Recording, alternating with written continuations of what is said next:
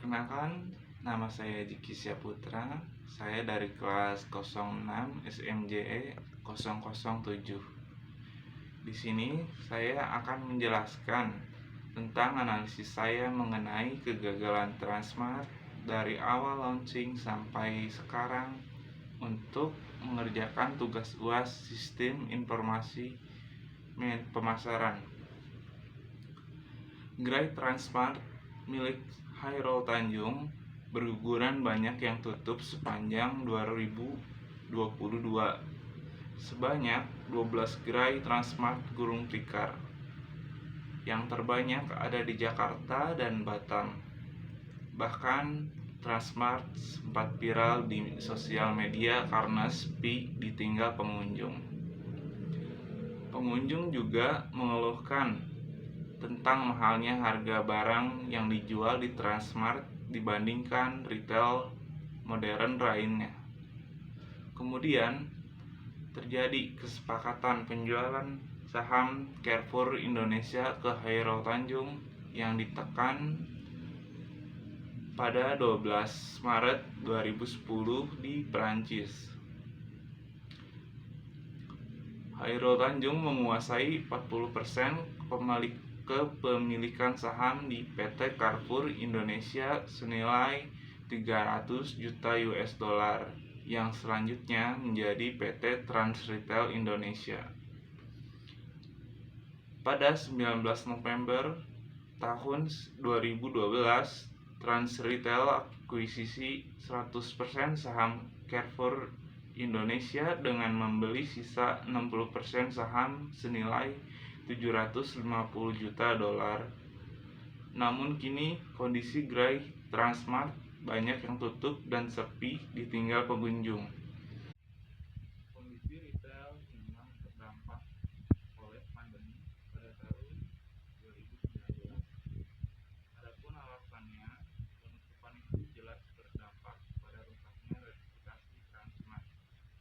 Untuk mengurangi dampak negatif ini dan melindungi mereknya, perusahaan istilah mengambil langkah-langkah untuk mengelola krisis tersebut secara efisien dan efektif. Untuk mengelola krisis secara efektif, Transmart harusnya mengambil langkah-langkah untuk memperbaiki reputasi. Ini bisa melibatkan peluncuran kampanyenya, dukungan masyarakat untuk mempublikasikan kekuatan dan reputasi perusahaan. Langkah ini juga sekaligus guna mengimbangi opini publik yang perlahan-lahan mereduksi merek dari Transmart sendiri akibat penutupan beberapa gerai retailnya. Ada beberapa langkah strategis yang dapat dilakukan oleh manajemen Transmart dalam memanajemen krisis. Transmart mestilah transparan tentang alasan penutupan dan langkah-langkah yang diambil untuk mengurangi kerusakan reputasi. Perusahaan harus memberikan informasi yang jelas dan ringkas kepada pelanggan dan investornya, dan harus bersedia menjawab pertanyaan stakeholder. Transmart juga harus konsisten dalam komunikasi bisnisnya. Perusahaan tidak boleh mengirimkan pesan campuran dan memastikan bahwa pesanan selaras dengan tindakannya. Yang terakhir, Transmart perlu bersabar dalam komunikasi bisnisnya. Mungkin perlu waktu bagi perusahaan untuk membangun kembali reputasinya, tapi kesabaran ini maka pasti krisis ini akan terlewati. Mengenai krisis, teori manajemen krisis juga mengatakan bahwa ada 3 fase krisis. Yang pertama, krisis, dan pasca krisis. Fase pra-krisis adalah fase yang paling penting, karena pada saat itulah perusahaan dapat mengambil langkah-langkah untuk mencegah terjadinya krisis. Dalam kasus Transmart, perusahaan dapat mengambil langkah-langkah untuk mencegah penutupan gerai retailnya dengan melakukan analisa yang lebih menyeluruh terhadap keuangan dan mengubah taktik bisnisnya. Fase Fase krisis adalah fase yang terjadi. Pada fase ini perusahaan perlu mengambil langkah-langkah untuk mengurangi kerusakan dan melindungi mereknya.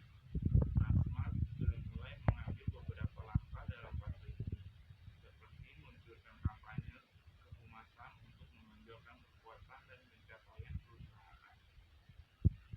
Berikutnya ada fase pasca krisis, adalah waktu setelah krisis berlalu.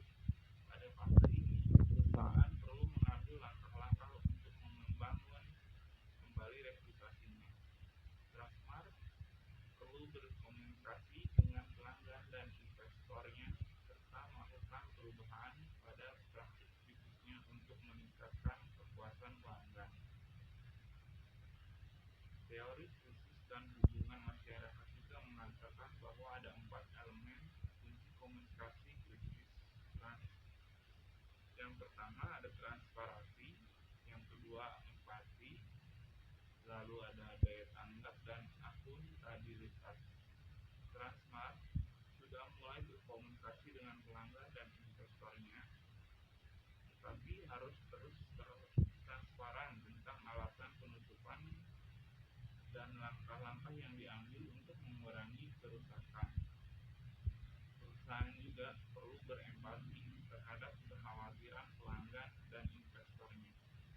Transmart harus responsif terhadap pertanyaan dan kekhawatiran mereka. Akhirnya, perusahaan perlu dimintai pertanggungjawaban atas tindakannya, perlu mengambil langkah-langkah untuk memastikan bahwa penutupan tidak terjadi lagi. Dengan mengambil langkah-langkah ini, diharapkan Transmart dapat mengelola krisis secara efektif dan melindungi reputasinya. Perusahaan dapat keluar dari krisis ini lebih kuat dari sebelumnya. Situasi penutupan gerai Transmart adalah tantangan bagi perusahaan dalam mengelola reputasi mereka. Namun, dengan fokus yang tepat pada manajemen reputasi, mengelola krisis, dan hubungan masyarakat, Transmart dapat mengambil kembali kepercayaan pelanggan dan mencapai kesuksesan di masa depan. Dalam menghadapi perubahan pasar yang dinamis, penting bagi perusahaan untuk terus melakukan evaluasi dan penyesuaian strategi bisnis mereka.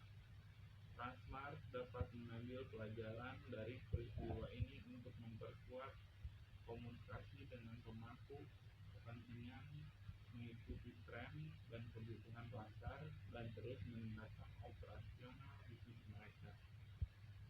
Transmart sedang melakukan upaya besar dalam mengatasi tantangannya dalam bisnis mereka. Dengan fokus pada manajemen reputasi, mengelola krisis, dan hubungan masyarakat, mereka sedang membangun kembali kepercayaan pelanggan. Semoga Transmart mampu mengatasi situasi saat ini dan menerapkan strategi yang tepat untuk meraih kesuksesan di masa depan. Sekian penjelasan dari saya. Mohon maaf bila ada kurangnya. Terima kasih. Wassalamualaikum warahmatullahi wabarakatuh.